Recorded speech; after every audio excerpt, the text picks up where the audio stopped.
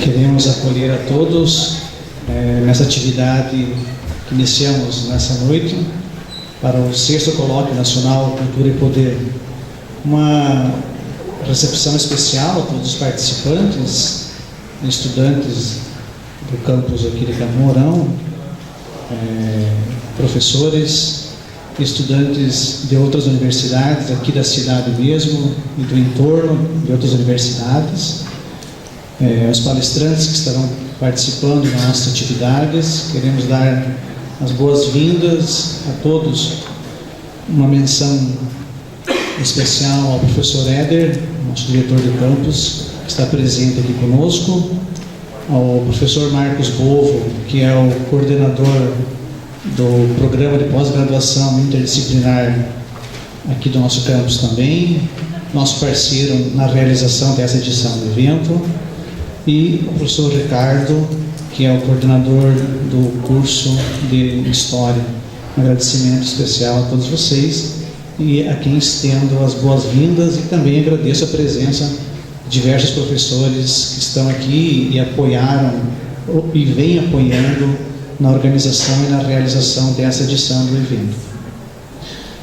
O Colóquio Nacional Cultura e Poder, ele é um evento promovido pelo Grupo de Pesquisa Cultura e Relações de Poder, registrado junto ao CNPq em 2007. Ao longo da existência do grupo, diversas atividades vêm sendo desenvolvidas, entre as quais a realização do evento, que, como mencionei há pouco, já se encontra na sua 6ª edição. Ao realizarmos as edições anteriores, sempre tivemos a oportunidade de contar com apoio logístico e também financeiro de órgãos federais, como a CAPES, o CNPq, órgãos estaduais, como a Fundação Araucária. E para essa edição de 2017, contamos aí com o apoio da Pró-Reitoria de Extensão e Cultura da Universidade e também um apoio financeiro do campus. Eu gostaria de mencionar que esse é um evento ligado ao grupo de pesquisa que vem desenvolvendo diversas atividades nos últimos anos. Eu gostaria de mencionar algumas delas, até para dimensionar um pouco os trabalhos e a inserção que o grupo vem desenvolvendo nas atividades de pesquisa e também de extensão aqui no nosso campus.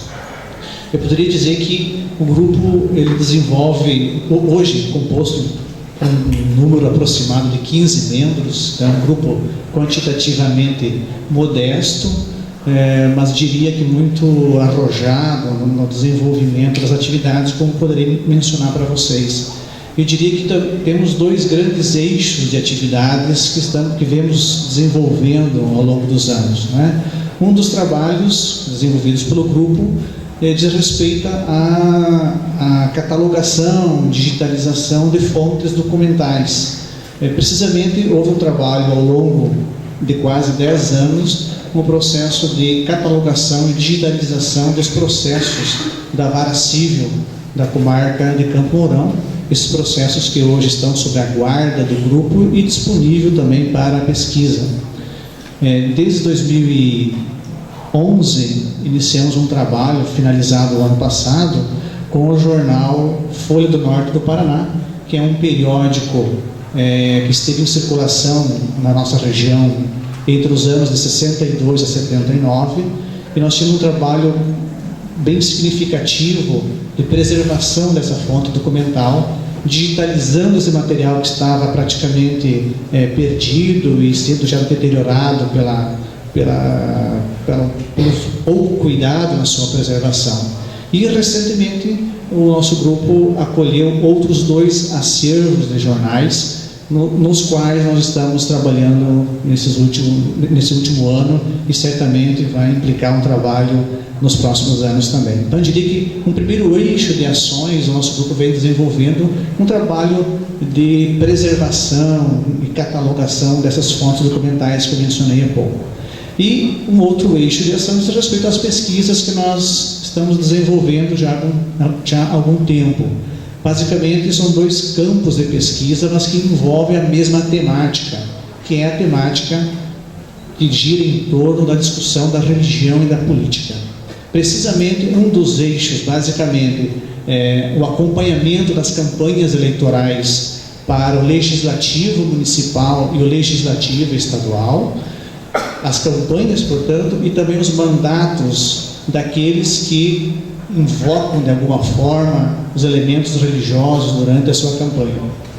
E um outro eixo da pesquisa, também na temática religião e política, trata sobre as representações dos jovens universitários na interlocução também com o campo da religião e da política.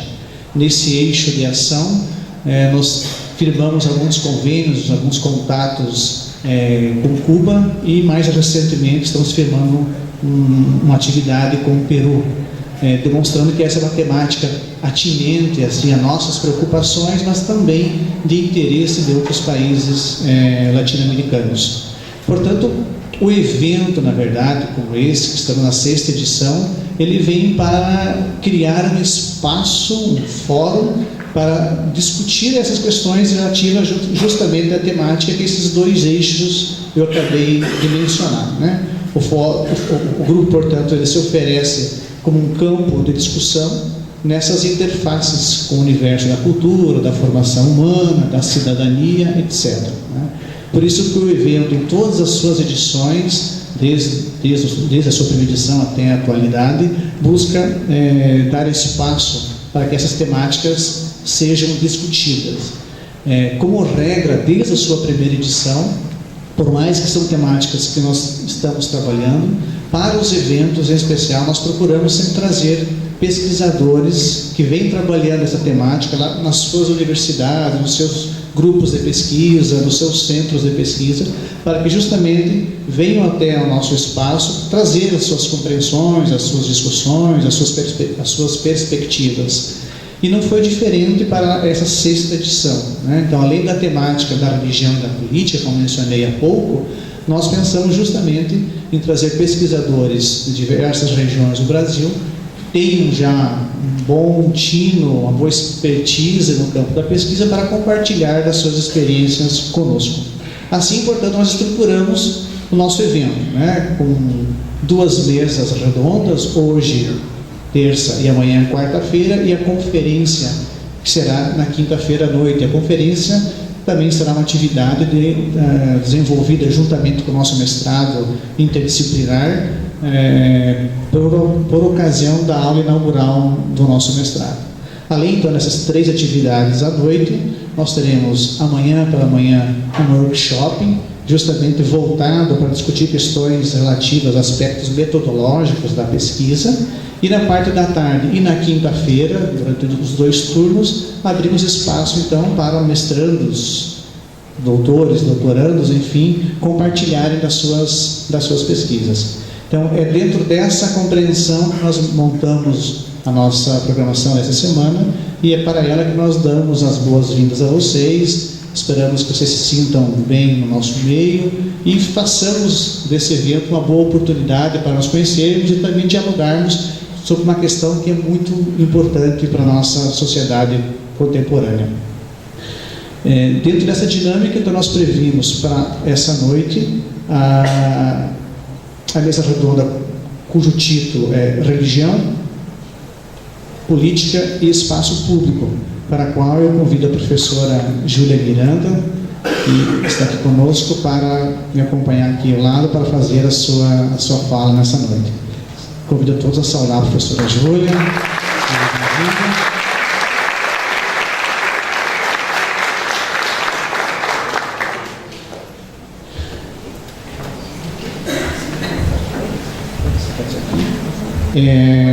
Como consta na programação, nós organizamos essa mesa contando com a participação da professora Júlia e do professor Ronaldo Almeida.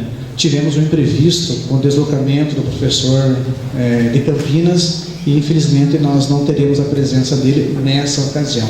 Mas certamente estamos muito bem servidos, né, com as discussões que a professora Júlia vem fazendo. Nós tivemos a oportunidade de conversar bastante com a professora Júlia, sobretudo na segunda-feira pela manhã, onde nós organizamos um fórum do grupo de pesquisa com a presença da professora Júlia, e algumas experiências e discussões também teóricas. Nós já tivemos uma palhinha na segunda, né? E hoje a professora Júlia está aqui para compartilhar com todos nós.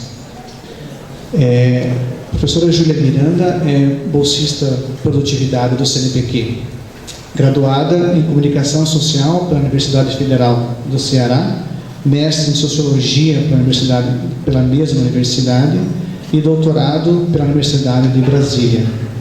A professora Júlia fez 2 pós-doutoramentos, um deles o mais recente na Universidade de Louvain, na Bélgica, e outro pós-doutoramento na Escola de Altos Estudos em Ciências Sociais, na França. Atualmente desenvolve uma pesquisa intitulada O Novo Cristianismo Conservador e as Práticas Legislativas. A professora Júlia é autora ou participou na produção de 4 livros, 11 capítulos de livros, 14 artigos, além de sua experiência e participação em corpo editorial de periódico científico. Também orientou diversos mestrandos, ou vem orientando, 14 registrados aqui no seu currículo Lattes, e 19 doutorandos. Professora Júlia, fique à vontade aqui conosco. Mais uma vez, lhe agradece a sua presença. Professora Júlia, nas preliminares da vinda para cá, eu dizia a ela para ela vir preparadas para o clima do Sul, né? E ela tem dito que ela está passando mais calor aqui no Sul do que ela estava passando em Fortaleza, né? Mas, quem sabe, indo mais para diante da semana, esfria um pouco, mas não teremos neve dessa vez. Professora Júlia, fique à vontade, nossa comunidade acolhe a sua presença aqui no nosso meio. Obrigado. Boa noite a todos. Eu já estou me sentindo até um pouco de casa, porque pasmem vocês que ontem eu já passei a manhã numa agradabilíssima e rica reunião de trabalho com o grupo, grupo de pesquisa do professor Frank e da professora Cristina, e à noite tive também uma agradabilíssima conversa com 2 alunas do PPG. Bom, mas eu queria dizer, em primeiro lugar, que agradeço profundamente a oportunidade que a Unespar está me dando através do convite feito pelo professor Frank Maison. Foi com muita alegria que eu recebi o convite, com muita alegria que eu o aceitei, e vindo lá do outro lado do país, essa alegria é representada sobretudo pelo fato de poder trocar com vocês, pesquisadores iniciantes e pesquisadores sêniores, as experiências nossas de cada dia, né? Quanto mais, eu vinha comentando com o Frank no carro, que quanto mais nós falamos daquilo que fazemos, e quanto mais nós ouvimos aquilo que fazem os nossos colegas, mais nos enriquecemos, e esses encontros são um momento particularmente propícios para esse tipo de enriquecimento mútuo. Eu queria parabenizar o grupo de pesquisa sobre cultura e relações de poder pelo empenho que vem mostrando através da realização desse colóquio e através de tantas outras iniciativas das quais o professor Frank acabou de falar, o empenho que vem mostrando na formação de novos pesquisadores, no desenvolvimento das pesquisas e na criação de oportunidades para que essas trocas de experiências de pesquisa sejam efetivadas. Bom, eu queria, antes de falar da minha experiência como pesquisadora dessa articulação entre religião e política, aliás, dessa articulação, não, da articulação entre religião e política, eu gostaria de fazer algumas observações. A primeira delas é pedir desculpa ao grupo com quem eu estive discutindo durante a manhã de ontem, porque certamente repetirei algumas das coisas que foram ditas e sobre as quais nós conversamos ontem. Então, vocês vão ouvir repetições, obviamente. A segunda coisa é que eu vinha pensando em como falar para vocês de uma pesquisa em particular, porque queria deixar claro que, na minha concepção, o pesquisador constrói o seu objeto de pesquisa ao longo de vários trabalhos sobre uma mesma temática. No meu caso, como no caso de qualquer um dos colegas da minha geração de pesquisador, ao olhar para trás é que nós vemos a caminhada que fizemos e como foi nessa caminhada que o nosso objeto foi sendo construído. Então me lembrei da famosa frase do poeta espanhol Antônio Machado, que dizia: caminhante, não há caminho, o caminho se faz ao caminhar.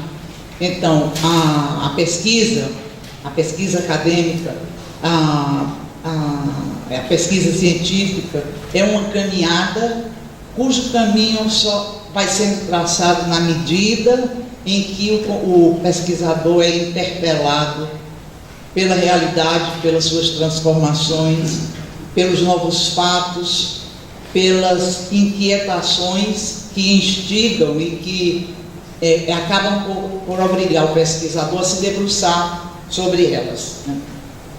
Então, isto posto, eu gostaria de rapidamente dizer para vocês, no meu caso particular, como é que eu cheguei à pesquisa da qual eu vou falar para vocês em particular agora à noite.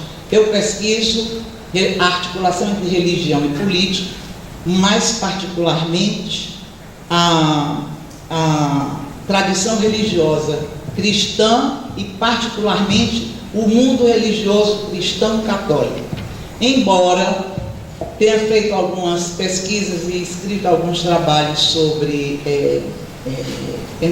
evangélicos e orientado algumas teses de doutorado também sobre evangélicos, a minha pesquisa, que tem mantido uma continuidade desde os anos 80, começo dos anos 80, é sobre as diferentes formas de articulação entre religião e política, no caso da tradição católica. Então, comecei analisando a forma pela qual o catolicismo, os grupos católicos se articularam com a política nas eleições constituintes de 1933, um outro catolicismo, um outro Brasil, uma outra forma de perceber a política.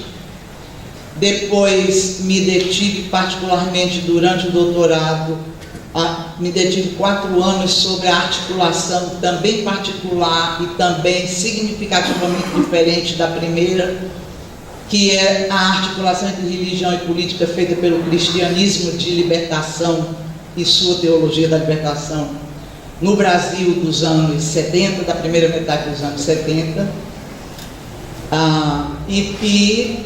para finalmente chegar, desde o final dos anos 90, a me interessar e passar a observar atentamente a forma de articulação entre religião e política que fazem grupos católicos que, inclusive, continuam se manifestando algumas vezes como contrários e profundamente críticos do cristianismo de libertação e da teologia da libertação, que são os grupos católicos ligados à renovação carismática.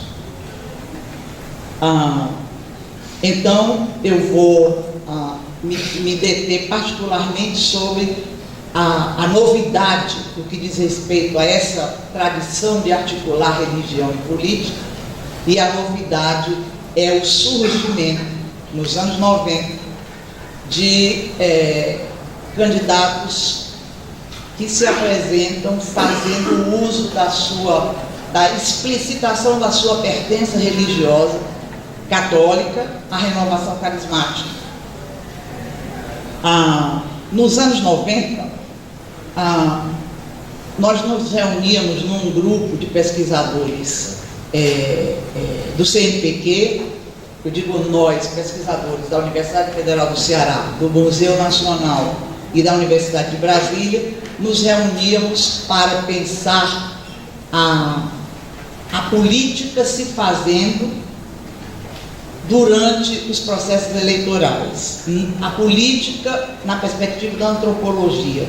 A política feita pelo homem no cotidiano, através das suas práticas comuns, diárias, as festas da política, os rituais da política, as campanhas políticas, as candidaturas e as suas especificidades. Então, nesse momento, nós nos colocávamos algumas questões bem gerais que eu poderia resumir como seguinte: quais são os elementos que podem se constituir como características culturais brasileiras nesse contexto de novidade na articulação entre religião e política? Quais são as implicações dessa presença de grupos religiosos nos processos eleitorais? Quais são as implicações sobre as expectativas, quais são as implicações sobre o modelo secular da política moderna? E quais são as implicações também sobre as expectativas alimentadas pelos analistas sociais de uma modernidade distante das formulações de caráter religioso? Qual o lugar da religião no espaço público e como pensar a laicidade à brasileira?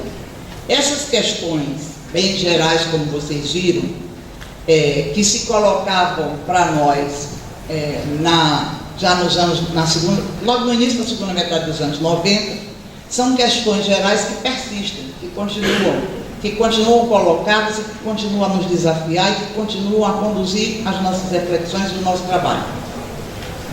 No caso do núcleo de estudos de religião, cultura e política que eu coordeno na Universidade Federal do Ceará, essa presença religiosa católica já tem dado lugar a vários projetos, entre os quais a construção religiosa da sociedade, através da análise de práticas parlamentares de católicos e evangélicos, o religioso e o político, das formas de crer, as novas identificações religiosas, o nomadismo do carisma cristão, que em meio carismático católico se desloca da autoridade eclesiástica para o laicato, para as lideranças laicas, como eu prefiro, as leigas, como eles próprios se referem ao seu trabalho.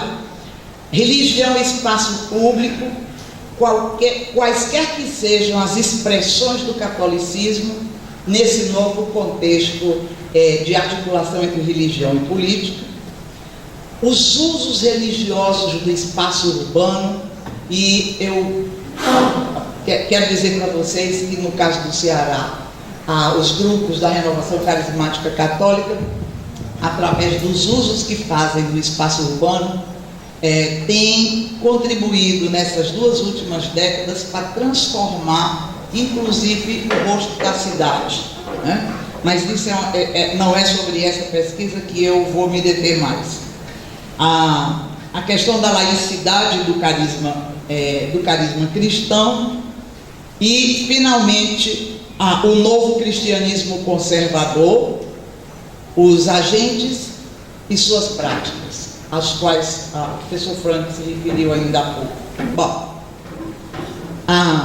esse fio da pesquisa, ao qual eu chamei de o novo cristianismo conservador e a política e o espaço público no Brasil atualmente, um dos fios desse projeto é o que diz respeito à análise da participação dos católicos carismáticos em campanhas eleitorais.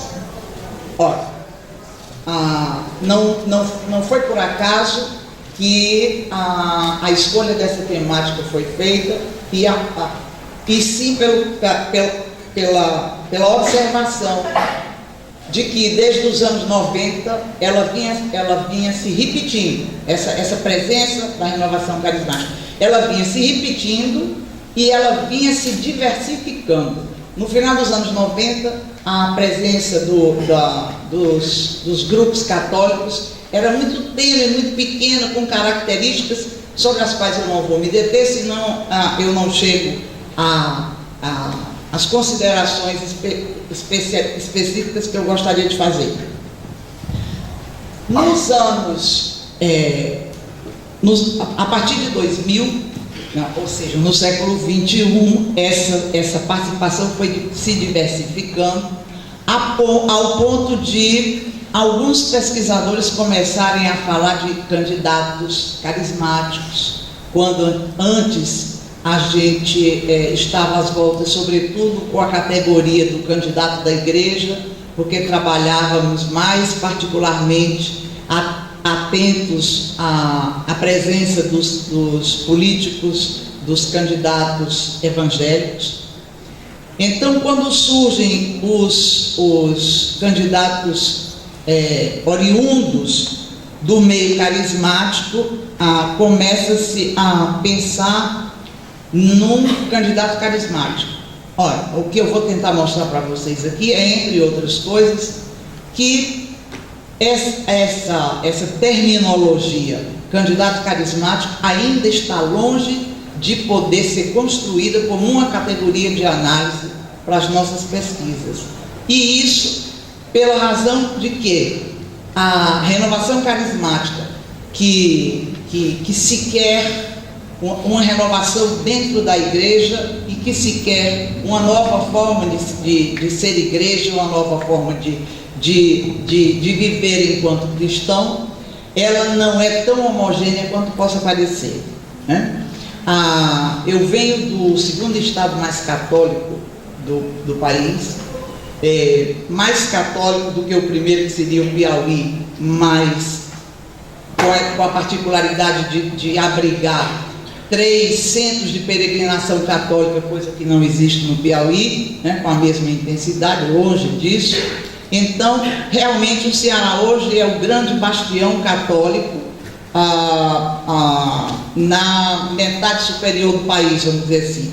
Os últimos censos mostram que os católicos brasileiros estão localizados, particularmente na região Nordeste, em quase todo o estado de Minas Gerais e na região Sul. Vocês são do Paraná, que, tal como o Rio Grande do Sul, são os 2 estados do sul do país que apresentam o maior número de brasileiros católicos. Só que uma coisa precisa que se diga de início: o Brasil nunca foi católico de modos tão diferentes quanto hoje, né? Num primeiro momento poderia parecer que é fácil identificar católicos, mesmo que eles sejam diferentes, na medida em que você pode dizer, você é ligado ao cristianismo de libertação ou você é ligado à renovação carismática católica. Bom, essa seria uma primeira clivagem. Acontece que tomemos apenas a renovação carismática católica, e no seio da renovação carismática católica há diferentes maneiras de ser católico. E como há diferentes maneiras de ser católico, há diferentes maneiras, se a gente tem olhos para ver, há diferentes maneiras de participar enquanto católico carismático das campanhas eleitorais. Uma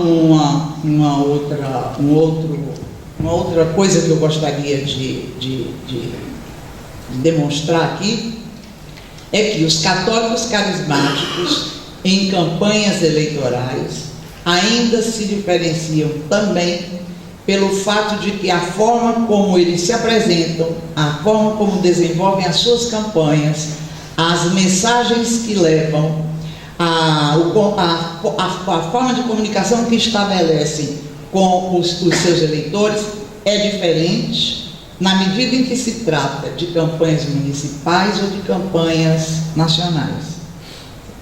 campanhas nacionais, no caso, estamos falando de deputados federais e de senadores, e no caso das campanhas municipais, obviamente, de vereadores, porque até o momento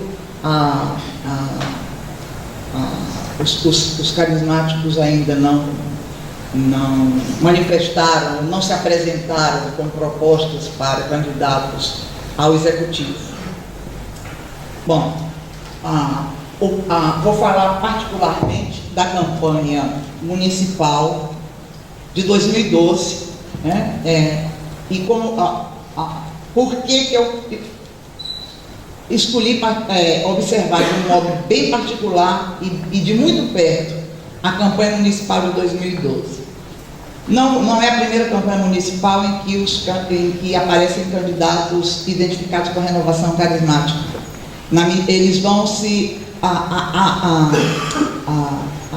refinando essa identificação com a renovação carismática desde na campanha de 2000, na campanha de 2004, a campanha de 2008 eu não estava no Brasil, não observei, e na campanha de 2012 é dela que eu vou falar, que eu já estou falando, que eu vou falar para vocês, porque é uma campanha que apresenta uma outra novidade, né?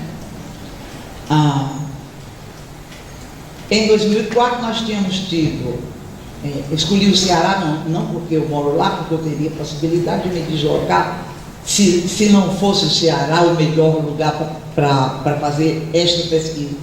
Além das características às quais eu já me referi, existe também o fato de que as duas maiores comunidades da renovação carismática católica, que são a comunidade Canção Nova em Cachoeiro de Itapemirim, em Cachoeiro Paulista, em São Paulo, e a comunidade Shalom, são a comunidade Canção Nova em Cachoeiro, em São Paulo, e a comunidade Shalom no Ceará.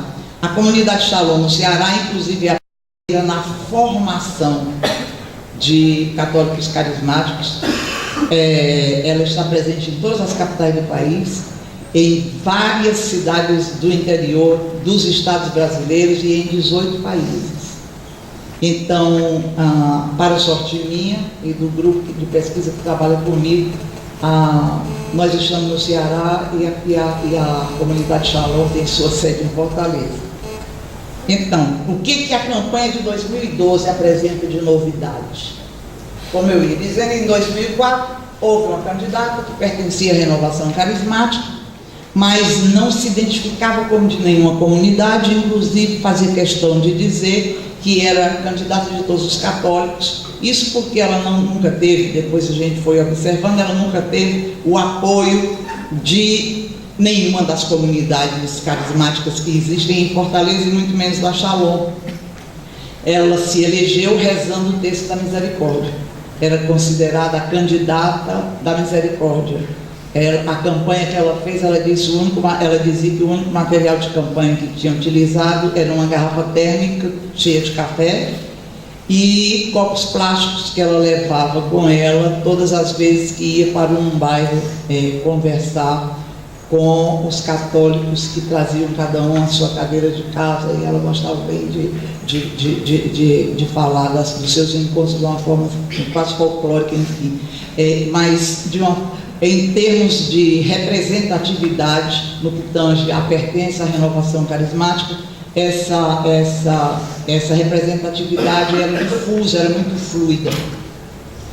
Em 2008, eu tive a oportunidade de ouvir de um membro já a caminho da consagração, numa comunidade, da comunidade Shalom, que dizia que a Shalom permaneceria distante da participação política, porque a política não era o lugar para os cristãos, então que a decisão da comunidade Shalom era de se manter à margem das campanhas políticas, das campanhas eleitorais.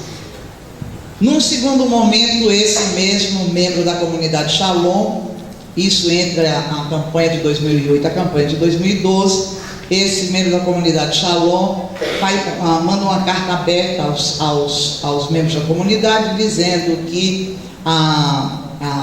os escritos papais o conduziram a uma nova reflexão, e que o Papa João Paulo II tinha deixado claro que queria os cristãos católicos, os cristãos, mas para os carismáticos, os verdadeiros cristãos são os católicos, então, que queriam, o Papa queria os cristãos na política, mas na política de uma forma cristã, ou seja, que não exigisse que os princípios e a doutrina da igreja fossem deixados de lado. No pleito municipal de 2012, ele se candidata, esse membro do qual eu estou falando, ele se candidata e mais 2 membros consagrados. Eu não sei se vocês sabem o que significa um membro consagrado de uma comunidade carismática. Bom, caso não saiba, vou dizer rapidamente. A comunidade católica Shalom, a comunidade carismática Shalom, ela tem uma estrutura que, grosso modo, tem os grupos de oração, né? E tem 2 tipos de comunidade: a comunidade de vida e a comunidade de aliança. São várias, portanto, as comunidades de vida e as comunidades de aliança no interior da comunidade Shalom. Aqueles católicos que participam apenas das reuniões de louvor e dos grupos de oração são os considerados membros da obra Shalom. Os outros que seguem um discipulado, um postulantado, uma formação e uma caminhada que dura de 2 a 4 anos, esses são membros de uma dessas 2 comunidades. Eles se consagram ou na comunidade de vida, e aí eles têm que abandonar as suas casas para viver na casa da comunidade, e tem que estar permanentemente à disposição da comunidade para sair em missão mundo afora. Esses são os consagrados da comunidade de vida. E os consagrados da comunidade de aliança, esses têm uma vida civil, uma vida normal nas suas respectivas casas e no exercício das suas respectivas profissões. Bom, então em 2012, apesar de eu vir observando essa presença nos processos eleitorais desde o final do século XX, né, ainda assim me surpreendi quando vi 3 candidatos da comunidade Shalom, candidatos consagrados, apoiados de forma explícita pela comunidade Shalom. Então, a decisão nossa do grupo de pesquisa foi de acompanhar essas 3 candidaturas, ao mesmo tempo observando as outras 3 candidaturas que eram de membros da comunidade que eram apenas de membros da Shalom que eram apenas membros da obra. Então, o que a gente pode constatar de novo, além desse vínculo orgânico com a comunidade, nesses candidatos? O fato de que eles fizeram um uso quase exclusivo e diferenciado das redes sociais, particularmente do Facebook, do Twitter, e também cada um dos 3 criou sites para a campanha. Considero que ter acompanhado essas três candidaturas ofereceu possibilidades exatamente para pensar aquilo no que eu falei para vocês, no que poderia ser a categoria de candidato carismático e na diferença entre uma candidatura carismática nacional e uma candidatura carismática municipal.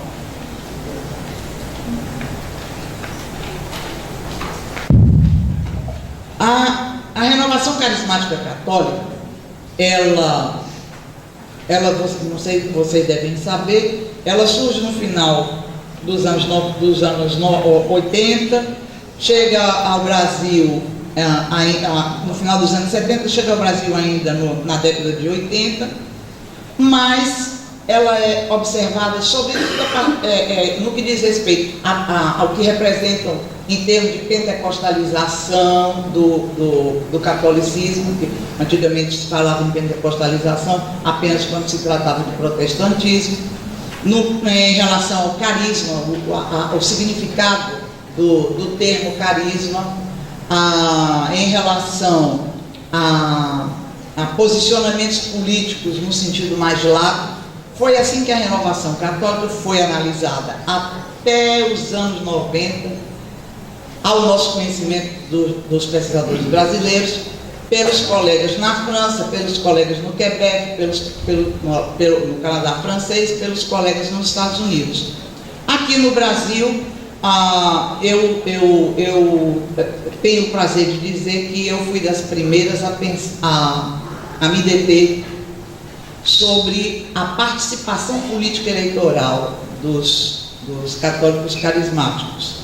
E isso se deu, como eu disse para vocês, nos anos 90, colegas na Universidade de São Paulo, como Reginaldo Prandi, também nos anos 90, trabalhou com a renovação carismática, com candidaturas carismáticas, com a presença política dos carismáticos. E o que nos interessou sempre foi o que essa participação traz para a política brasileira. O que representa essa participação, o que representam essas candidaturas? Em termos de propostas, em termos de transformação, não vou nem falar de renovação, mas em termos de transformação da política, né? Porque o que os move ao participar de campanhas político-eleitorais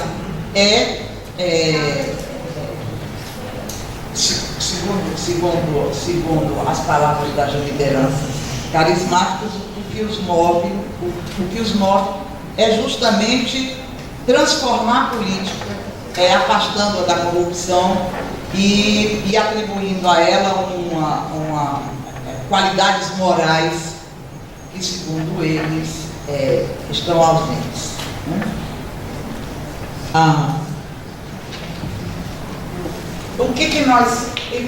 Como é que nós pensamos em conduzir a pesquisa? Primeiro, a primeira coisa que nós fizemos foi ir até as comunidades junto às quais a gente já trabalhava, né? No caso, escolhemos trabalhar a comunidade Shalom e ver como é que eram formados esses candidatos.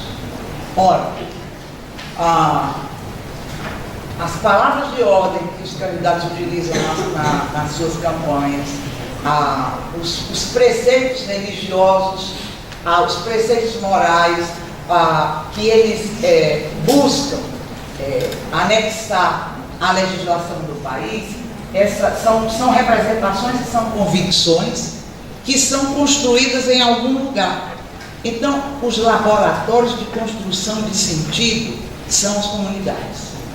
Então, é na comunidade Shalom e na formação que é dada na comunidade Shalom que é possível identificar o surgimento dessa forma particular de entender a política, de entender a religião, de articular política com religião, de entender a sociedade e de formar tanto profissionais quanto legisladores que reproduzam a doutrina social da Igreja.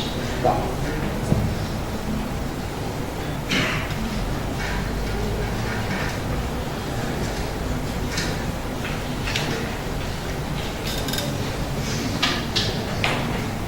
O acompanhamento dessas três candidaturas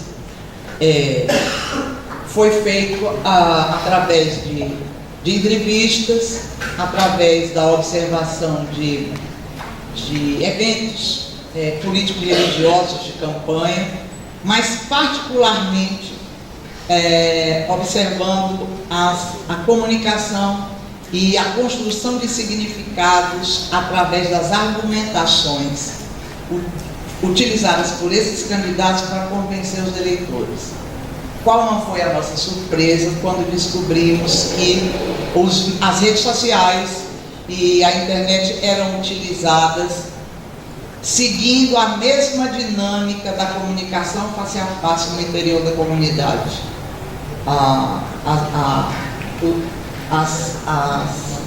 As redes sociais, no caso Facebook e Twitter, por exemplo, ou particularmente, eram utilizadas na base do nós com nós, né? Como diz o Matuto. Então, os candidatos se dirigiam e conversavam com membros da Renovação Carismática e particularmente com membros da comunidade Shalom. E diziam para os pesquisadores que tinham certeza que seriam eleitos, e seriam eleitos sem que fosse preciso para isso contar com votos que não fossem de cristãos carismáticos, de verdadeiros católicos carismáticos. Então, os bolsistas de iniciação científica passaram longas horas conversando com esses três candidatos através do Twitter, utilizando o Facebook, utilizando telefone, todas essas formas de comunicação que são utilizadas ao mesmo tempo para construir intimidade e supostamente para democratizar a comunicação para a qual essas redes servem de suporte.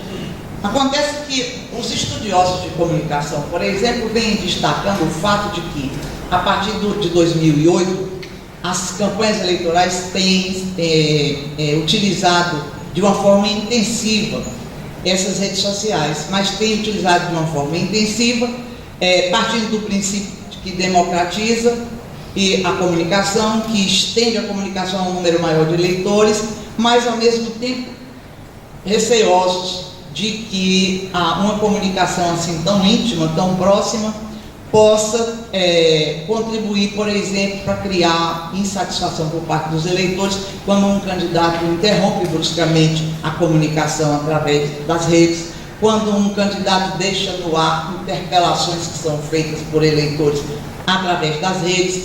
Então, isso no caso dos candidatos de outras denominações ou dos candidatos que não têm nenhuma vinculação religiosa. Os candidatos aos quais eu me refiro, os três candidatos cujas campanhas nós acompanhamos, esses candidatos usam as redes sociais, como eu já disse para vocês, como se fora o face a face cotidiano da comunidade a qual eles pertencem.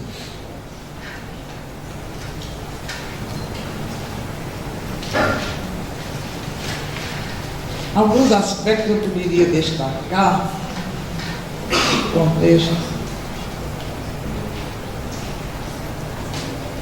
Olha, alguns importantes elementos dessas interações são os modos de agir conjuntamente para a construção de um ideal do nós, de um carisma grupal, que ao explicitar a coesão própria aos membros do grupo, ajudam a entender as suas práticas e os seus discursos. A campanha política em meio carismático em 2012, ela se desenvolveu de uma maneira muito próxima ao que a gente poderia chamar de uma cruzada religiosa. Várias vezes eu me referi à campanha desses candidatos como uma cruzada religiosa tocada por duas bandeiras principais. A primeira é a de que a vida depende do seu voto. E a segunda, o Estado é laico, mas não é ateu.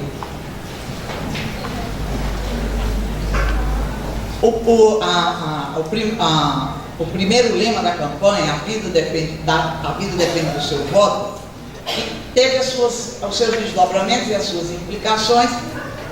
Por exemplo, quando candidatos diziam que é incompatível a carteira de pertença era incompatível, a carteira de pertença ao PT e a reivindicação de vínculo com uma comunidade católica.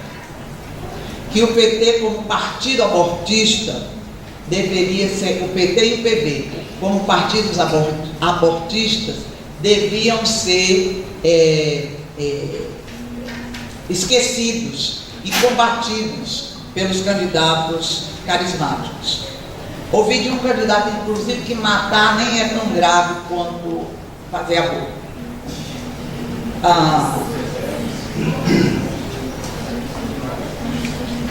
Uma outra coisa, uma outra observação em relação a propostas, é porque são muitos detalhes que não cabem, não cansaria vocês, cabem numa reunião de trabalho, mas não cabem numa exposição mais geral. Mas além desses dois lemas, que foram os que orientaram a campanha desses candidatos, o que nós tínhamos?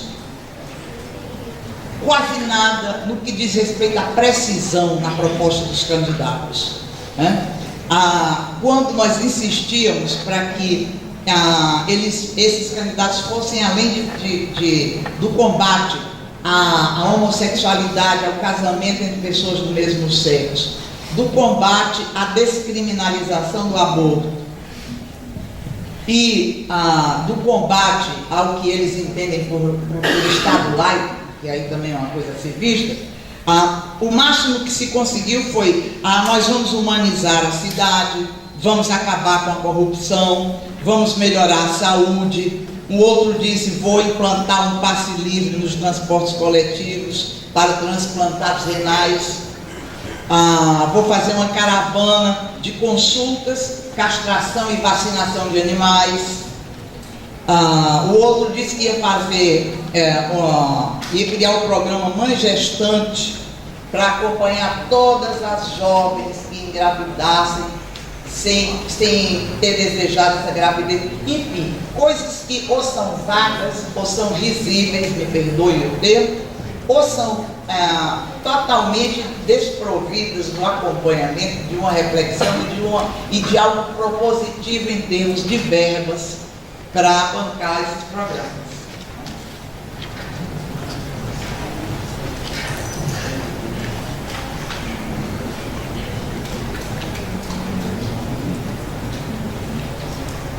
Por exemplo, nós constatamos ao longo da campanha que não há absolutamente nada em termos de prática ou em termos de discurso de campanha, e olha que a gente sabe que discurso de campanha aguenta muita coisa, né?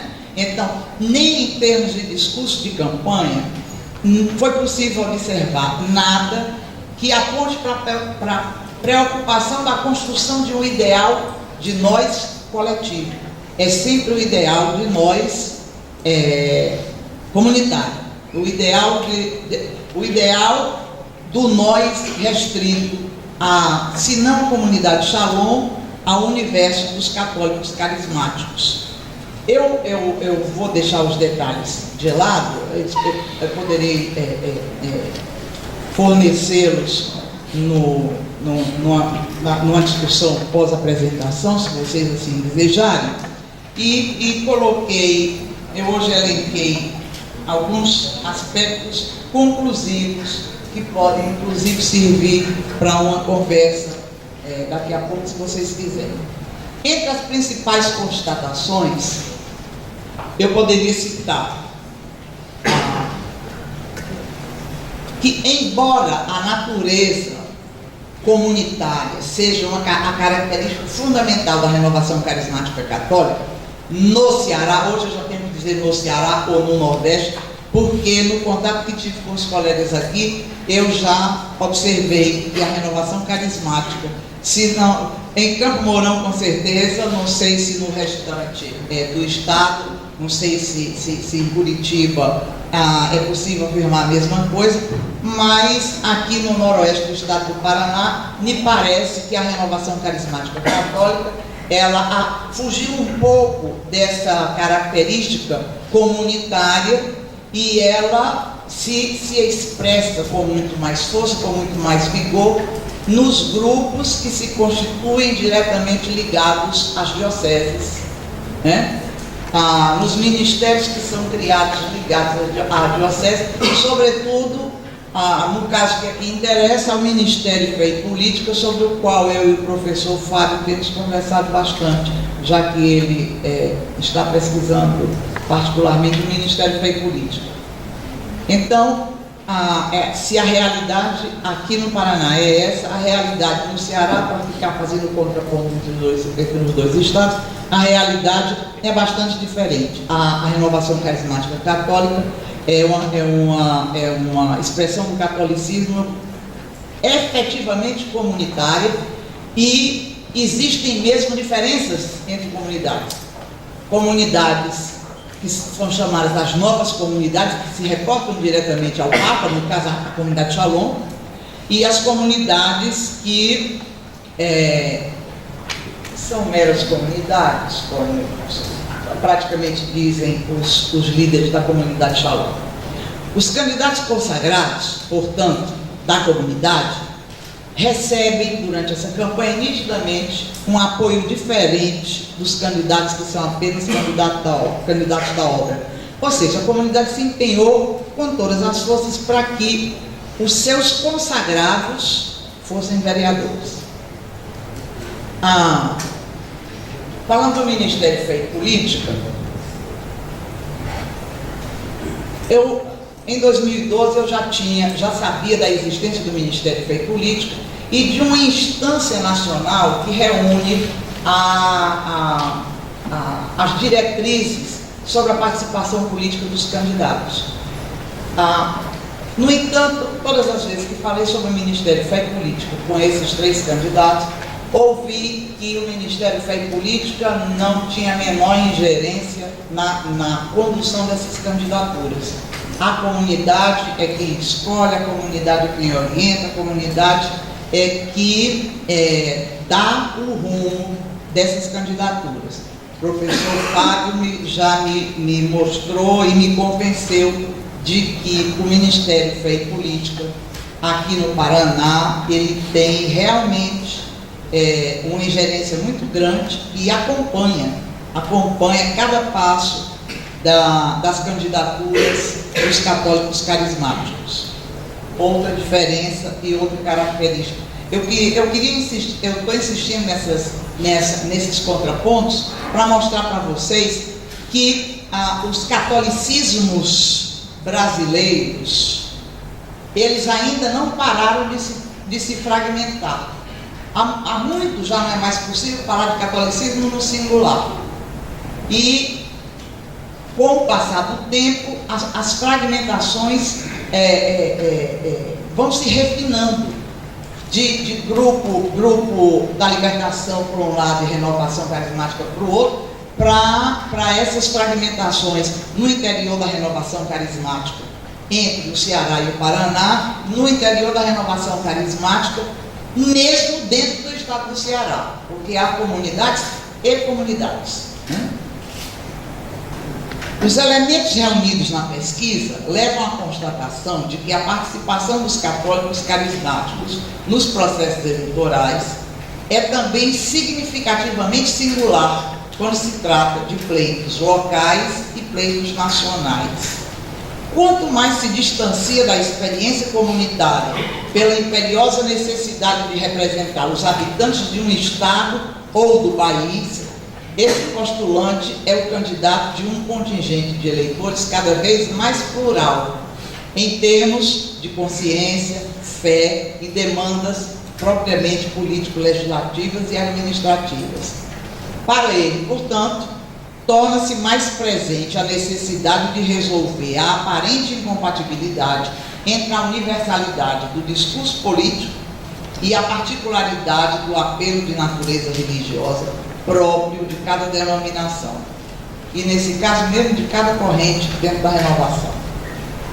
O caso analisado parece apontar para a construção de uma identificação político-religiosa que caracteriza os católicos carismáticos como cristãos diferentes dos evangélicos. Ora, Naquela época eu já disse, e aí tem um artigo publicado para provar que eu tinha dito isso, eu digo, do jeito que as coisas estão caminhando, é provável que muito em breve os católicos criem uma bancada católica, tal como existe a bancada protestante, porque os católicos carismáticos são cristãos, mas enfatizam sempre que possível a diferença que existe entre eles e os diferentes protestantes, pentecostais ou não. Então, o que acontece é que em 2015 realmente é criada a Frente Parlamentar Mista Católica Apostólica Romana. Significa que realmente essa constatação da pesquisa de 2012 fazia todo sentido. Nitidamente a gente via que os católicos caminhavam para uma participação política cristã, mas cristão de uma forma diferente dos demais cristãos, no caso, os cristãos evangélicos. A campanha dos candidatos Shalom tem, como eu já destaquei, o caráter intimista da sociabilidade que caracteriza a vida em comunidade, inclusive no que toca à acolhida amigável do diferente que demonstra interesse. Quando um dos meus assistentes de pesquisa, ou quando eu próprio, quando um de nós procurava os candidatos, éramos recebidos assim, de uma forma muito intimista, nesses encontros a gente sentia claramente o desejo de mostrar uma receptividade por trás da qual se escondia um desejo leve de evangelização, um desejo leve de dizer você bem que poderia ser como nós, venha ser como nós, embora honestamente preciso que se diga que nunca o voto foi pedido de forma explícita. Para mim, pelo menos, fiz várias entrevistas, uma das minhas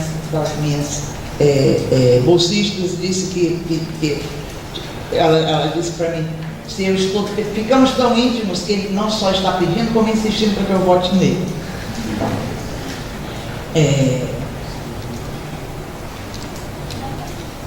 Bom, essa intimidade entre iguais, como eu chamei, que marca as candidaturas analisadas, apresenta novos aspectos se consideradas as candidaturas de 96 e 2004, fato ao qual eu já me referi aqui. Então, o resultado é um fortalecimento do ideal do nós, com a consequente impossibilidade, ou pelo menos com a grande dificuldade, do candidato chegar à sociedade mais abrangente.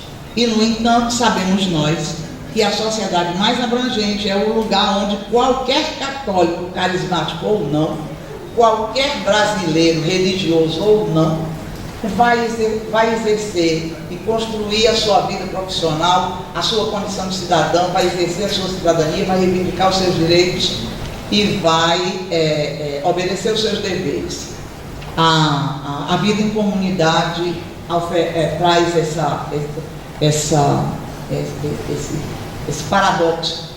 Como viver na sociedade plural, os valores e o estilo que foram ali construídos e alimentados numa comunicação face a face do nós com nós, né? Quanto às eleições, o processo de escolha não é pensado, a sociedade que dele resulta tão pouco. Não há nenhuma preocupação em contribuir para a construção de uma sociedade democrática. Aliás, esse termo nunca é muito usado, nem o termo democracia, nem o termo democrático, nem cidadania, e nem os correlatos. Não somente porque não há informação, mas também porque não há abertura para a prática de diálogo com os diferentes, sequer com os demais cristãos, protestantes, evangélicos ou não. Nenhum deles é chamado a nenhuma união, a nenhuma participação conjunta.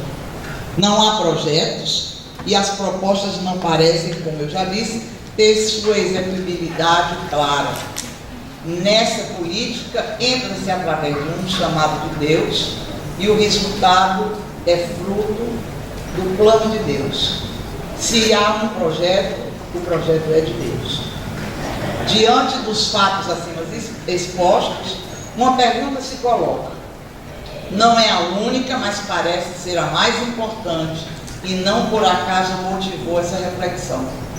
Como pensar a sociedade e os ideais democráticos num ambiente onde essas práticas religiosas se intensificam e se espalham?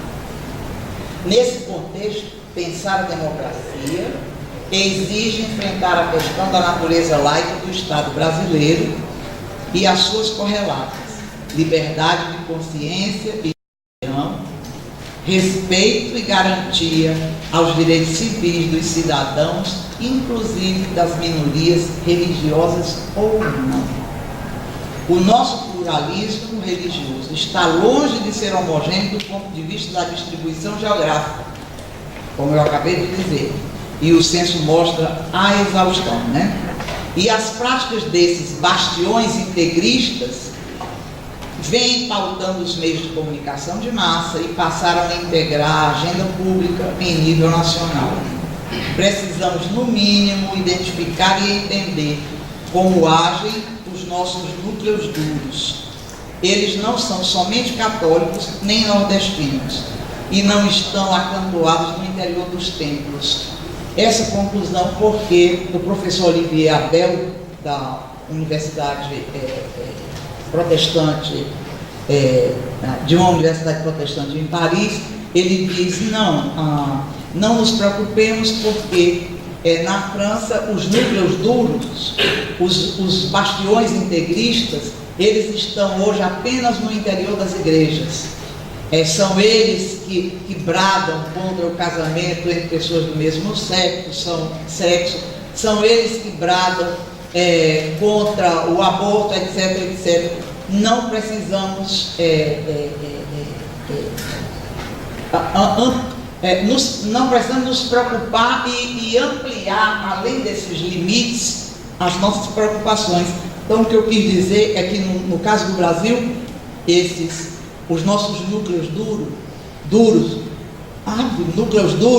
não estão, infelizmente, apenas no interior dos templos, né? Eles estão espalhados através de comunidades, através de ministérios de filiação política, através no caso dos evangélicos, de denominações religiosas que bancam candidaturas a ponto de distribuírem camisetas com fotografia e demanda de voto para os seus candidatos. E, independente do fato de esses candidatos serem pouco significativos, você pode dizer, são pouco significativos, eles não deixemos para prestar atenção neles apenas quando eles começarem a ganhar as eleições, que por enquanto no Nordeste eles fizeram muito barulho, mas conseguiram esse ano passado, conseguiram eleger um membro consagrado e para deputado estadual e um para vereador, mas assim, aproveitando votos de coligações.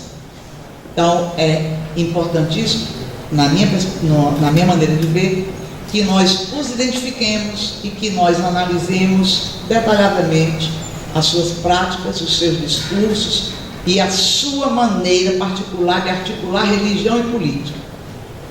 Bom, era isso que eu queria colocar para vocês hoje, de uma forma aligeirada, porque uma pesquisa de 2 anos, só esse eixo foram 2 anos, não é algo de que se possa falar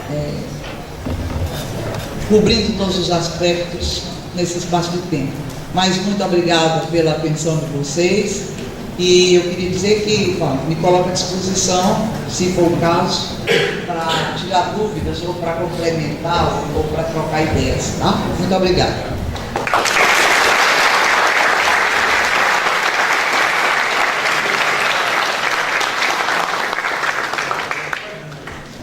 Quero agradecer a disposição da professora Júlia, as suas provocações, e nós podemos abrir para algumas perguntas, caso os membros aqui da plateia tenham interesse em fazer algumas questões Caso sim, depois pode se direcionar aqui à frente, toma o microfone e faz a pergunta, ou eventualmente pode escrever a pergunta no papel, passa aos nossos monitores para que eles tragam até a mesa.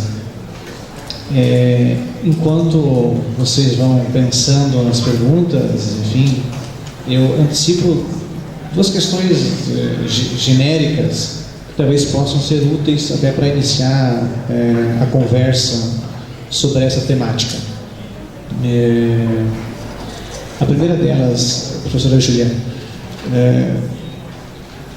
uma pergunta bem de metodologia da pesquisa.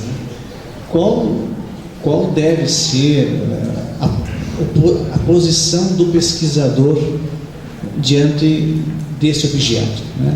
Qual é a sua postura enquanto investigador, né? Em que medida que as suas crenças ou descrenças devem ou estão presentes ao abordar essa temática?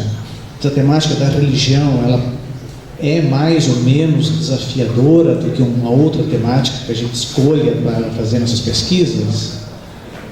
E uma outra questão é em que medida que é relevante nós discutirmos as candidaturas dos nossos legisladores ou discutirmos os mandatos dos legisladores. É relevante, há uma justificativa epistemológica, né? Quer dizer, em que medida que, óbvio, isso não se refere exclusivamente aos carismáticos, mas vale também para o grupo dos evangélicos, né? Que estão muito presentes na cena política, né? Essas discussões, elas trazem alguns elementos de compreensão sobre o fazer da política, sobre a organização do Estado no Brasil, enfim, em que medida que essas temáticas, de alguma forma, elas trazem um impacto e trazem as suas contribuições sobre a reflexão, sobre essas questões que você pontuou no final, né? Nem sempre esses grupos ou essas candidaturas a que você referiu pautam aspectos relativos à cidadania, à democracia, e pode ser que eles tenham uma pauta um tanto quanto conservadora, se eu posso usar um termo abrangente aqui. Enfim, acho que essas duas questões servem de provocação para nós pensarmos, e na sequência, se os colegas tiverem uma pergunta, nós apresentamos para a professora. Bom, professor, você fala da posição do pesquisador em relação a uma pesquisa que trata de um objeto, digamos assim, tão polêmico, né? Inclusive, eu vou tentar fazer minhas considerações, lembrando de quando eu estava me preparando para vir para cá, estava conversando com uma pessoa que não tem nada a ver com a universidade, né? Ele perguntou: professora, a senhora vai estar viajando para onde? Eu digo: estou indo para o Paraná. Aí eu digo: mas é uma viagem rápida, estou voltando já já. Posso perguntar o que a senhora vai fazer assim tão rápido lá? Eu digo: vou conversar com os colegas, vou fazer uma comunicação sobre religião e política. Ele disse: vixe, a senhora está preparada? Aí eu digo: preparada para eu sabia, né? Eu era preparada para comunicação, claro, vou falar porque eu faço as minhas pesquisas. Ele disse: não, porque isso nunca acaba bem. Nunca acaba bem. Então, essa história de nunca acaba bem é corriqueira, né? Sobre religião e política não se discute, é melhor evitar, sobretudo nos tempos que correm, aí não só no Brasil, mas mundo afora. Então, eu conversava ontem com duas alunas do PPG e lembrava que a forma de entender o que é política e o que é religião, essa forma, as maneiras de entender o que é política e religião, essas maneiras variaram. Para ficar só assim rapidamente, falar rapidamente sobre elas, a religião já foi entendida como um resto execrável em tempos modernos, algo que era absolutamente incompatível com a modernidade, e que os pesquisadores de religião, mesmo no Brasil, na segunda metade do século XX, eram considerados pesquisadores de um tema sem grande relevância, enfim, né? A religião, havia outros temas mais prestigiosos, vamos dizer assim. E isso se devia justamente ao fato de que, teórico-metodologicamente, religião era algo sobre o que não valia a pena perder tempo fazendo pesquisa. Estou falando de uma forma mais aligeirada e quase caricatural, enfim, porque a forma de conceber religião era essa. Num segundo momento, descobriu-se, as pesquisas foram mostrando, as transformações sociais foram mostrando no Brasil e fora do Brasil, que a modernidade não só não acaba com todas as formas de expressão religiosa, como a modernidade cria. A modernidade tem produtos religiosos, como diria a socióloga da religião, a Daniela Violégé. Há produtos religiosos da modernidade. Então, lá estamos nós às voltas com o que uns chamaram de retorno do religioso, né? Outros chamaram de dessecularização, e o momento presente que coloca a necessidade de entendermos que a religião tem uma consistência própria, tem uma dinâmica própria, e que é preciso respeitar essa dinâmica e essa consciência própria e trabalhar e conduzir as pesquisas nesse sentido. Afinal de contas, o crer religioso é uma das formas possíveis de crer, e o crer religioso implica em convicções profundas, a que é preciso que o pesquisador respeite. Então, nesses anos todos, mais de 2 décadas, em que eu, com a minha experiência de pesquisador de religião, tenho enfrentado atores e eventos religiosos, eu tenho procurado, em primeiro lugar, me orientar por um pressuposto teórico metodológico, que é basicamente esse. Melhor falar de religioso como uma dimensão transversal do humano, né, do que de falar de religião como instituição. Se eu falo do religioso como uma dimensão transversal do humano, como uma forma de crer particular, como uma forma de alimentar e de ter convicções profundas que orientam a conduta humana, se eu trabalho com a religião nessa perspectiva, antes de qualquer coisa é preciso se manter na posição de um crítico que não se manifesta, para falar no nosso jargão da pesquisa de todo dia, um crítico que guarda sua crítica para as discussões acadêmicas, porque, afinal de contas, ninguém vai, pelo menos eu não faria isso, tive muita vontade. Nessa pesquisa, inclusive, conversando com um desses candidatos, tive muita vontade de discutir com ele a particularidade dessa articulação entre religião e política, mas o pesquisador vai a esses encontros com os seus interlocutores muito mais para provocar a manifestação dos interlocutores, para tentar entender as motivações desses interlocutores do que para externar as suas próprias, né? Então, deontologicamente falando, o respeito para mim é a palavra fundamental. Respeito pelo fato de você crer e eu, por exemplo, não crer religiosamente. Respeito pelo fato de você criticar o cristianismo e libertação e eu, particularmente, ser simpático a um catolicismo ao modo do vivenciado pelos adeptos do cristianismo e libertação.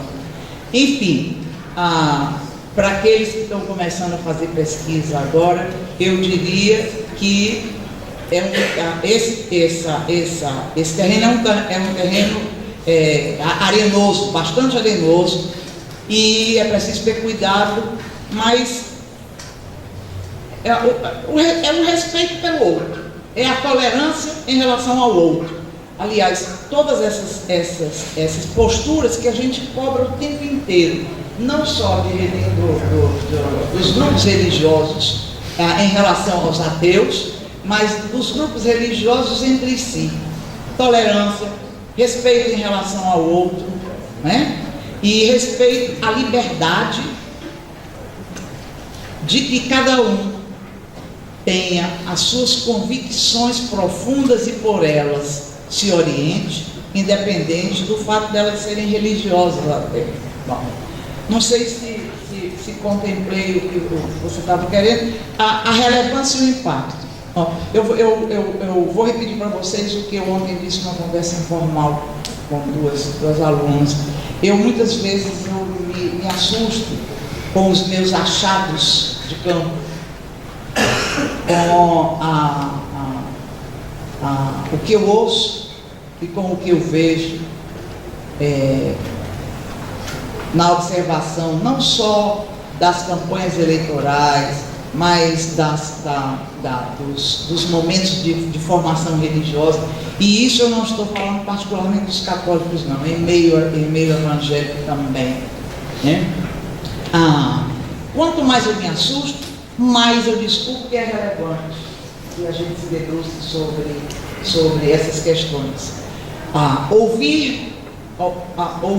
Deixar de ouvir, na verdade, de candidatos a cargos importantes, como são os cargos de responsabilidade pela legislação do país, que esses candidatos não façam a mínima referência, esses aqui dos quais eu acabei de falar, outros candidatos católicos com quem eu tive a oportunidade de me relacionar, e candidatos evangélicos com os quais eu estive em contato.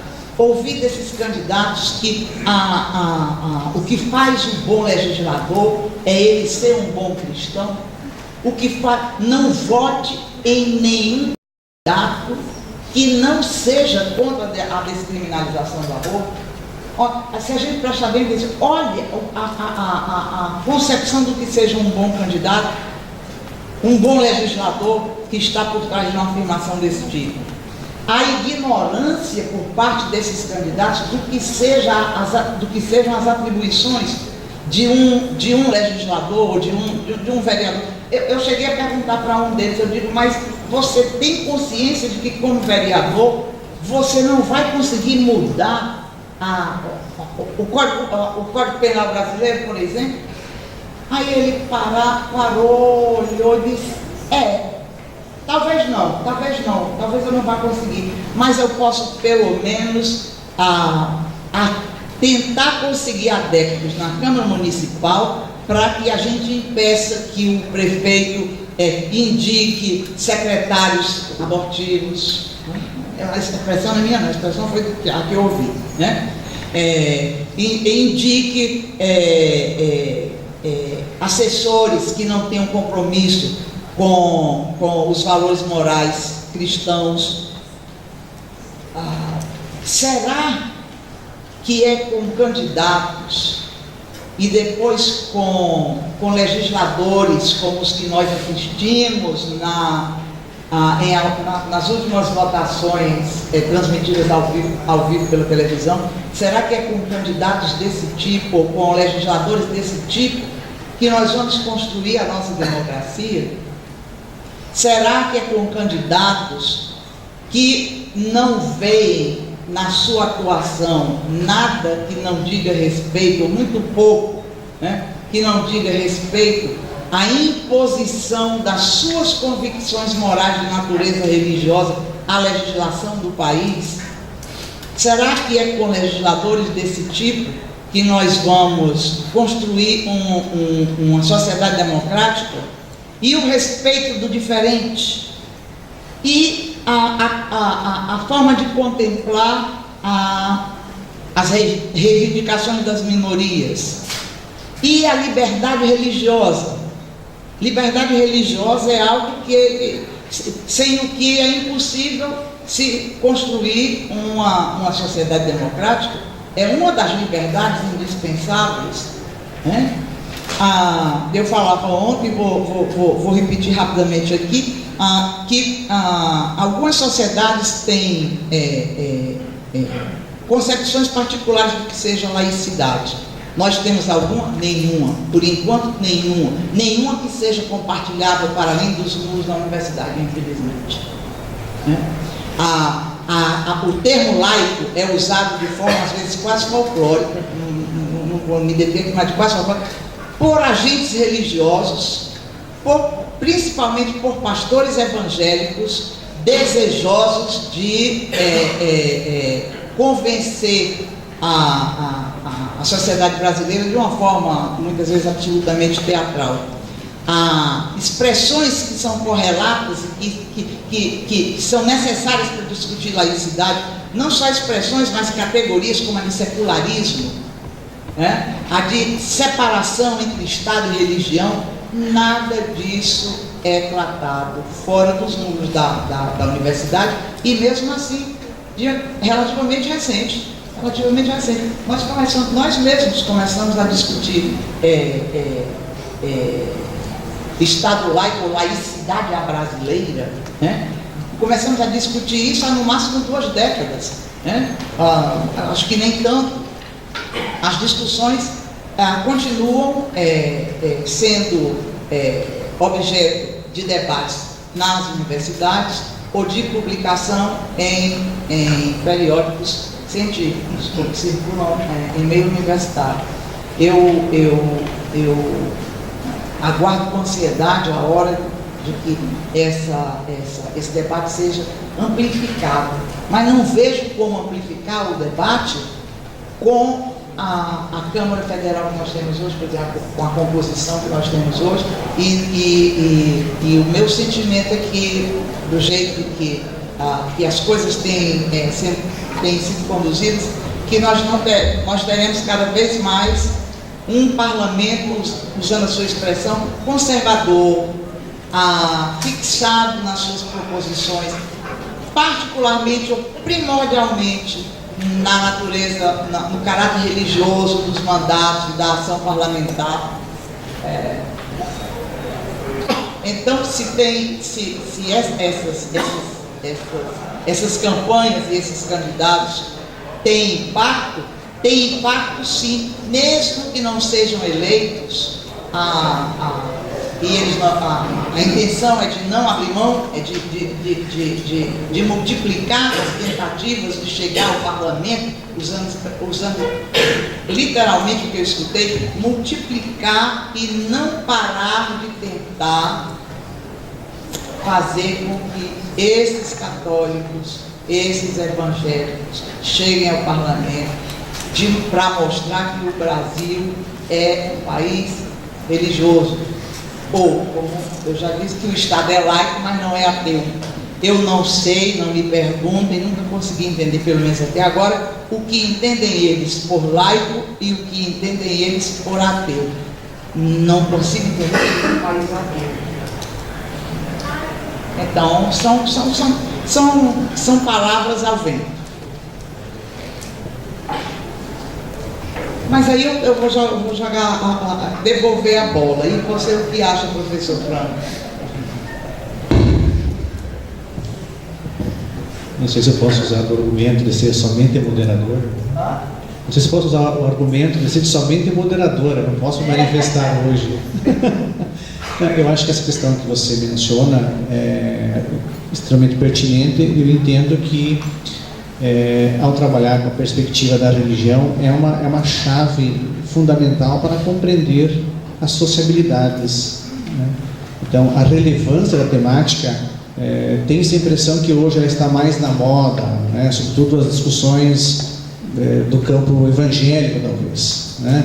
Mas, estando ou não na moda, é uma temática que, se há pouco tempo era uma questão mais arenosa, pouco prestigiada, muitos cientistas levantavam a preocupação de que essa era uma chave importante para compreender a organização da sociedade, no aspecto formal, mas também de entender as comunidades rurais, urbanas, enfim, porque as religiosidades, todo o simbolismo, são elementos que agregam, ou às vezes desagregam, de todo modo, que expressam as identificações das pessoas, né, das culturas. Então, acho que é uma chave epistemológica importante.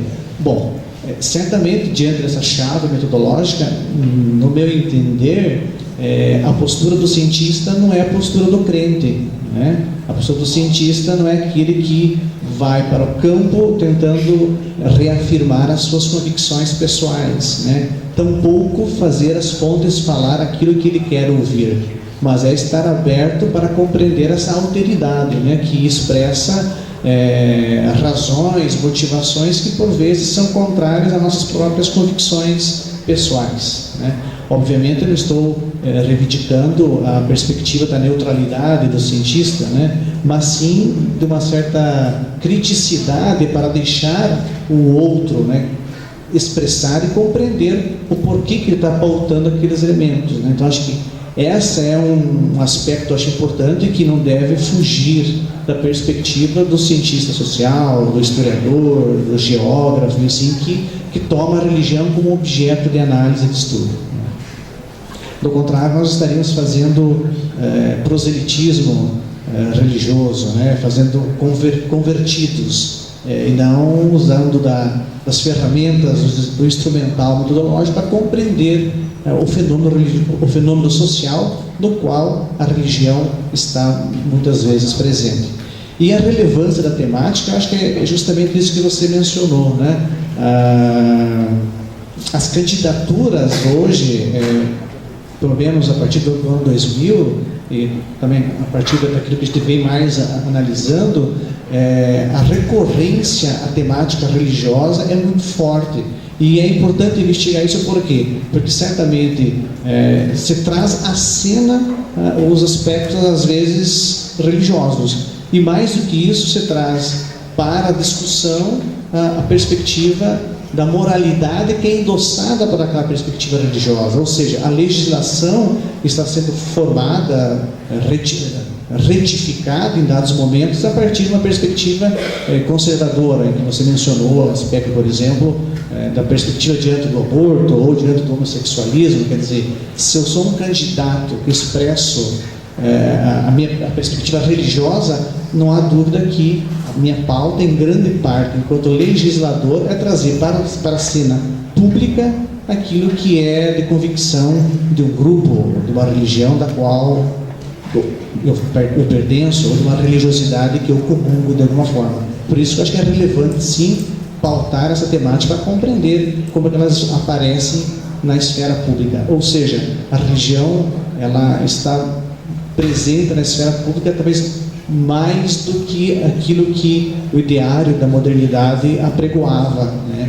Que ela seria restrita à esfera do privado, e o que nós vemos hoje é justamente a participação, presença muito efetiva, não só nas campanhas eleitorais, como, por exemplo, nessas frentes parlamentares que são constituídas, aliás, que tem inclusive uma regulamentação de funcionamento e que tem uma perspectiva ideológica muito formada em dados momentos. E até corroborando o que o professor Frank acaba de dizer, que a questão não é que esses candidatos, esses parlamentares, não falem ou não defendam suas posições religiosas, suas convicções religiosas. Acontece que o que nós estamos observando por um lado,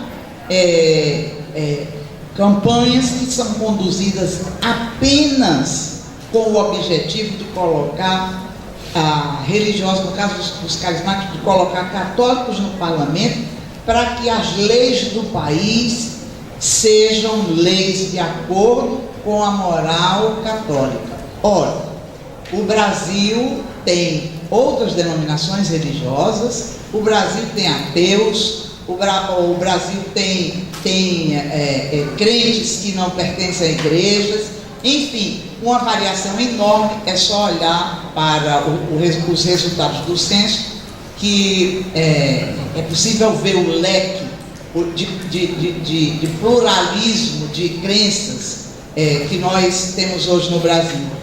O que não é possível, o que não é aceitável, me parece ser, que um grupo religioso imponha à totalidade dos brasileiros uma legislação que reforça e que atende apenas às suas convicções religiosas. Inclusive porque nem é esse, nem é o caminho que tem conduzido as discussões sobre laicidade, nem é mais radicalmente de separação entre Estado e Igreja.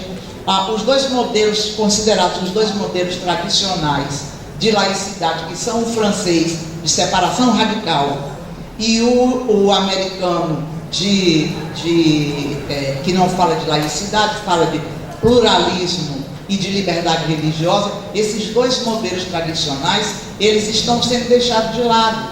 As discussões hoje caminham no sentido de mostrar que é possível, é até desejável que as minorias religiosas se sintam respeitadas, se sintam livres e se sintam contempladas nos arranjos que cada sociedade faz em relação à separação entre igreja e Estado.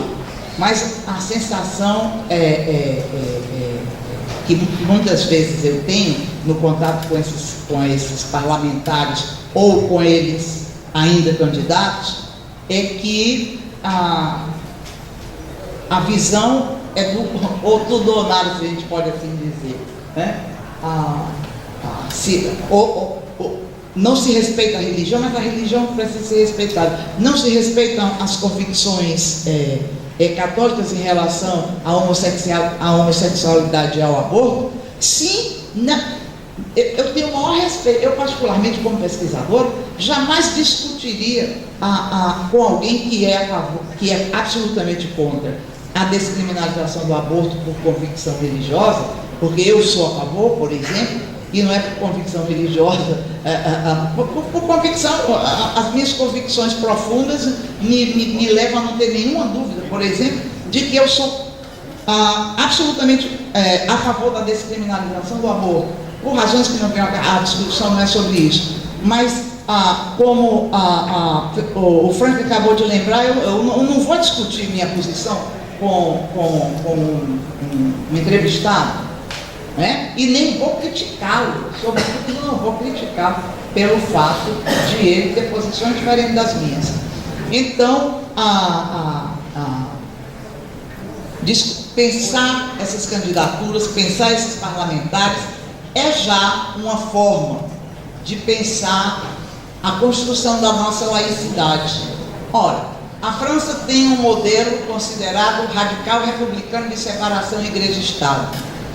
O Canadá francês está construindo um modelo que eles estão chamando de liberal pluralista, um modelo de separação entre igreja e Estado que respeita todas as denominações religiosas, todas as minorias étnicas e religiosas. E a gente sabe que o Canadá é o país mais multicultural do hemisfério norte e do mundo ocidental.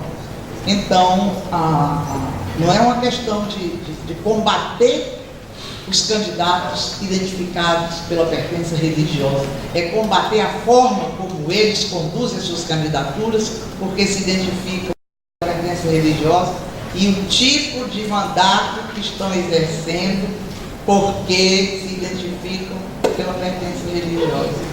É isso que dificulta, na minha perspectiva, é isso que dificulta o tratamento de outras questões de saúde pública, questões de violência, questões de enfrentamento de tantos problemas que nós temos, e que seria desejável que o tempo não fosse gasto só discutindo a pauta dos católicos e dos evangélicos.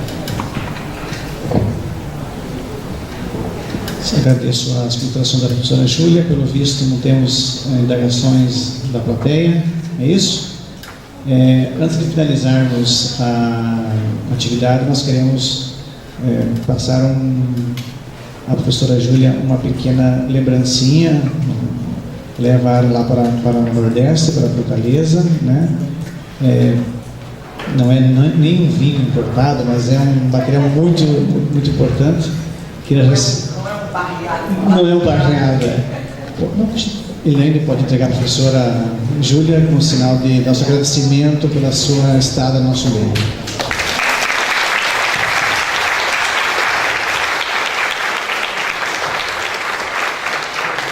Antes de finalizarmos, só algumas questões de ordem técnica, de encaminhamento, né?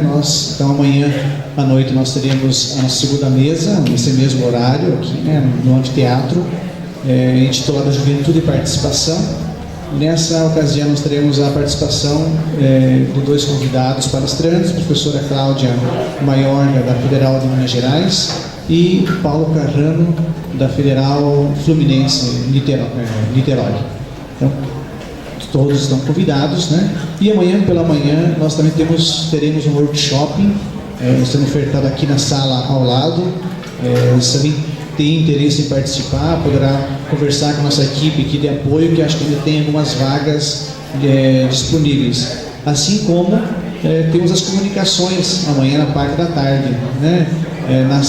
Do material que vocês receberam tem a programação das comunicações, o local e os temas que serão discutidos amanhã à tarde. E por fim, quero, para encerrar essa noite, além de agradecer a presença de todos, né, nessa atividade, quero agradecer também a Rebeca e o Leonardo, que no início dessa noite fizeram uma bonita apresentação musical aqui para nós, né? E agradeço a todos e espero contar com a presença de vocês amanhã. Obrigado, boa noite.